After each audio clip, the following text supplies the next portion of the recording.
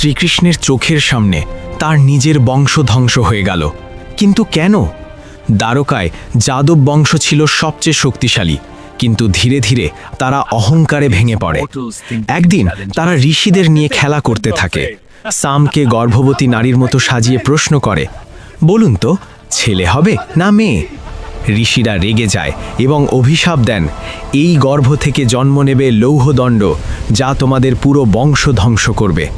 ভয়ে তারা সেটাকে সমুদ্রে ফেলে দেয়, কিন্তু এখান থেকেই জন্ম নেয় লোহার মতো ধারালো ঘাস। একদিন নেশার মাদক ও ক্রোধে তারা নিজেদের মধ্যে লড়াই শুরু করে, আর সেই ঘাস দিয়েই একে একে সবাই একে অপরকে হত্যা করে। শ্রীকৃষ্ণ সব দেখছিলেন, কিন্তু থামালেন না, কারণ এটাই ছিল ভাগ্যের লেখা। যাদব বংশের ধ্বংসের সাথেই শুরু হয় কলিযুগ। তুমি কি মনে করো, এটা কি অভিশাপের ফল না নিজেদের অহংকারের শাস্তি? কমেন্টে অভিশাপ বা অহংকার লিখে জানাও।